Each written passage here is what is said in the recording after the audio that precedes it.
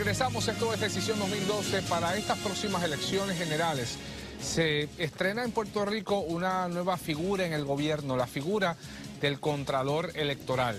Fue designado mediante ley y juramentó en marzo pasado y se encuentra con nosotros esta noche el señor Manuel Torres, exsecretario del Senado.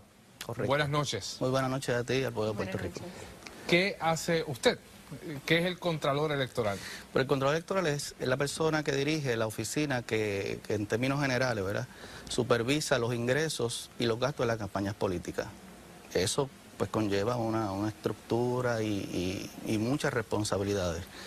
Nosotros tenemos que evaluar los informes que radican todos los candidatos, todos los comités de acción política, las agencias de publicidad, los medios de comunicación que participan del proceso político. Cualquier gasto y cualquier ingreso y la relación con todos esos entes pues son supervisados por esta oficina. Por años esa gestión que antes realizaba el auditor electoral estaba bien atrasada.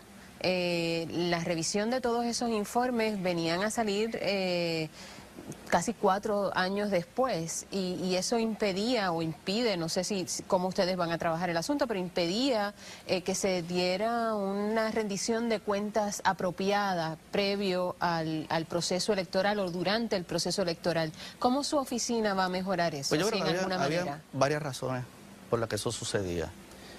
Esta oficina es la sucesora de varias estructuras que a través de los años funcionaron.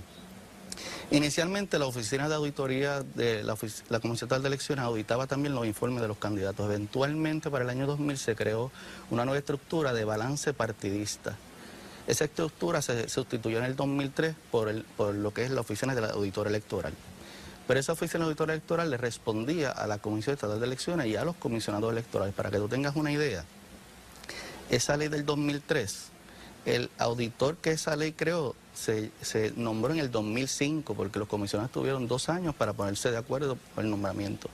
Pero peor que eso, los reglamentos para poner la ley en vigor se aprobaron en el 2007 porque los comisionados electorales tuvieron 4 años para ponerse de acuerdo sobre los reglamentos. Así que te puedes imaginar la incapacidad que tiene el auditor para poder ejercer sus funciones. Además, los recursos que tenía eran muy limitados. El número de empleados que tenía era muy limitado. ¿Usted tiene más recursos? Mucho más recursos, pero te voy a explicar. Todo lo que era asesoría legal, por ejemplo, él no la tenía allí. La tenía la comisión que se la tenía que proveer. Toda la estructura administrativa, sistemas de información, hasta para pedir un botellón de agua, tenía que pedirse la estructura. ¿Qué presupuesto tienen ustedes? El presupuesto de nuestra oficina es de 4.8 millones. ¿Y usted tiene personal? Tenemos ahora una de las determinaciones principales que tiene esta ley, los cambios principales que tiene esta ley es que le da a la oficina autonomía operacional, legal y administrativa. ¿Qué quiere decir esto? Que ahora las decisiones que la oficina del Contralor tome no tienen que ir a donde los comisionados electorales ni el presidente de la comisión. Tenemos la estructura legal, tenemos un área de asesoría legal, tenemos un área de sistemas de información. La oficina de auditoría va a crecer, ya estamos reclutando alrededor de 6 auditores adicionales. La estructura nueva tiene 2 contralores auxiliares, uno a cargo de gasto y otro a cargo de ingresos. Y tenemos ahora la habilidad para el contralor electoral imponer, por ejemplo, multas que antes, cuando el auditor electoral recomendaba una multa, tenía el presidente de la comisión que evaluarlo y luego llevárselo a los comisionados electorales para que ellos, si no se ponían de acuerdo, entonces el presidente de la comisión ejercer su poder y otorgar esa multa. ¿Qué pasa? Que los comisionados electorales a veces, por ejemplo, se ponen de acuerdo para dejar una auditoría allí 2 años en lo que se ponían de acuerdo. Y eso era un acuerdo de comisión. Ahora nosotros no tenemos que pasar por todo ese proceso, por toda esa burocracia para tomar estas determinaciones. Tenemos autonomía total.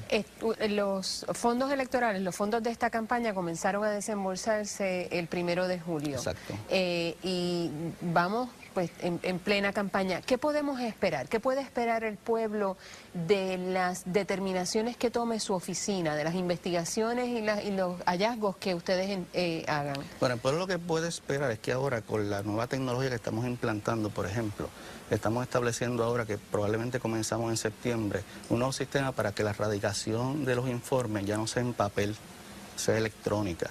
Pero entonces ¿Y eso eso no lo ya vamos está? a ver en estas No, elecciones. en septiembre esperamos ponerlo a funcionar. Pero una pregunta, Ajá. su intervención comienza a partir del desembolso del que hablaba Yanira de los fondos No, para no, las no, no. campañas, o desde que comenzaron las actividades de recaudación de fondos ya No, su oficina está los candidatos, si nos estamos auditando? refiriendo a los candidatos a la gobernación, tenían que erradicar hasta este mes informes mensuales sobre todos sus gastos y sus movimientos. ¿Y su oficina tiene jurisdicción sobre todo eso? Todo ese gasto. Lo que pasa es Muy que bien. en julio comenzó un fondo especial que a los partidos, el Partido Independentista, el Movimiento Unión Soberanista, el PPT y el Partido del Puertorriqueño por Puerto Rico se acogieron al $1.000.000 que ofrece este fondo electoral, y el Partido Nuevo Progresista y el Partido Popular Democrático se acogieron Al sistema al de pareo pareo de los 5 millones.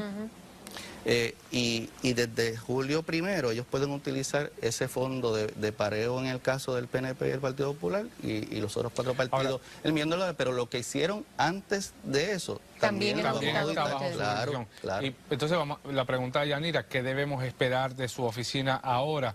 ¿Qué han hecho y en qué proceso están las investigaciones sobre los informes que ya se han presentado ante su oficina y ante la Comisión Estatal de Elecciones? Vamos a la respuesta suya cuando regresemos de la siguiente pausa. Estamos en Decisión 2012.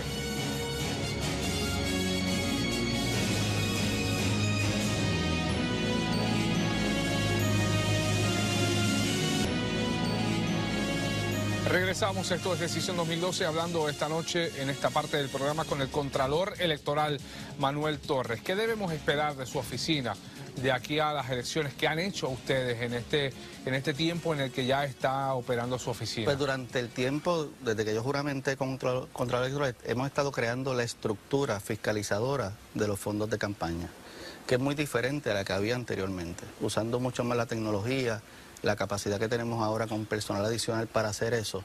Una de las bases fundamentales de esta ley es asegurarnos que las campañas no se corran con deuda, no venga el financiamiento que hacían las agencias de publicidad y que fue objeto de cuestionamientos que trabajaban de gratis y después cobraban. A través de los años. Peor que eso.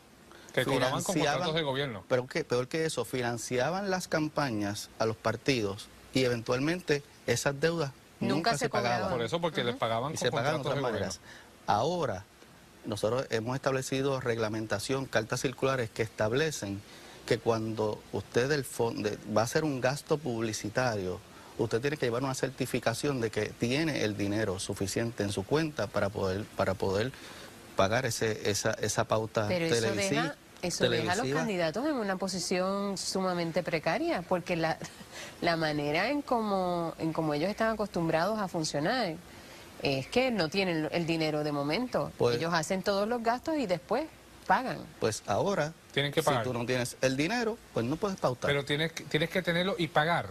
Tienes que tenerlo disponible en tus cuentas. Y después que la agencia puede emitir el pago al medio de comunicación para hacer, sea televisión, sea radio, sea periódico, pero en 5 días ese partido tiene que haberle facturado, haberle pedido a Hacienda que le haga el desembolso para pagarle a la agencia de publicidad. Y en 5 días, después que recibe ese cheque, tiene que haberle pagado a la agencia de publicidad. Y si no hiciera eso, nosotros podemos imponer multa desde $1,000 hasta $5,000 por cada infracción. Aparte de eso, ¿qué mecanismos investigativos tiene su oficina?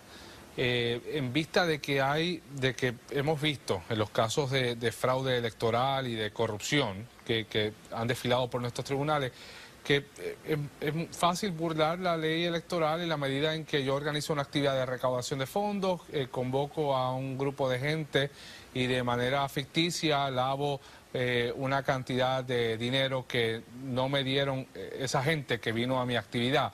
¿Qué mecanismos investigativos usted tiene? O si simplemente van a revisar un papeleo que al final pues terminará legitimando lo que fue un fraude. Te voy a explicar cómo funciona la oficina. La oficina funciona en 2 etapas principalmente. En esta etapa que estamos ahora, nosotros recibimos periódicamente los informes que los candidatos, Comité de Acción Política, medios de comunicación, agencias de policía, etcétera, etcétera, rinden. Los auditores que están allí hacen una evaluación a prima facie de esos informes. y le hacemos unos señalamientos a esos candidatos. Pero también podemos encontrar unos defectos que vayan más allá de un señalamiento secundario. La oficina tiene capacidad para en ese momento comenzar una investigación y tenemos ahora la estructura legal para hacerlo y tenemos los recursos para contratar oficiales examinadores, para contratar investigadores, para contratar todo ese tipo de equipo que el auditor no tenía. Y yo lo que le exhorto a los candidatos es que hagan las cosas bien, que sigan la ley, que entiendan que los estamos fiscalizando y que esta oficina ahora tiene independencia de acción. Ya no van a poder ir a donde su comisionado electoral para decirle, hice esto incorrecto y me tienes que parar al auditor para que no pueda hacer nada, porque ahora esos comisionados electorales no tienen jurisdicción sobre esta oficina. ¿Y qué garantía tienen los candidatos, particularmente de oposición, para confiar en el trabajo de su oficina, viniendo usted de una posición de confianza del presidente del Senado, Tomás Rivera Schatz, del secretario de Estado, del hoy secretario de Estado, Kenneth McClintock? ¿Debe haber confianza en su trabajo? Mira, deben tener confianza en lo que yo voy a hacer. Le voy a decir por qué. Yo me siento muy orgulloso y fue un honor para mí ser secretario del Senado por 7 años, casi 8 años, era 7 años y medio, casi 8 años. Pero ahora yo estoy en un nuevo rol. Y cuando yo acepté la responsabilidad de este nombramiento, sabía en lo que estaba haciendo. Y yo tuve un respaldo bipartidista cuando mi nombramiento fue a la aprobación del Senado y de la Cámara, porque mi nombramiento tuvo que ser aprobado por 2/3 partes de los miembros de la Cámara y del Senado. Si los miembros del Partido Popular no hubiesen votado por mí, yo no hubiese podido ser confirmado como Contralor Electoral. Las personas que me conocían del Partido Independentista también hicieron expresiones de confianza sobre mi nombramiento. Y eso yo lo tengo bien claro. Yo voy a tomar decisiones balanceadas, pero voy a tomar decisiones firmes. El que esté en el proceso electoral tiene que saber que tiene que cumplir con la ley.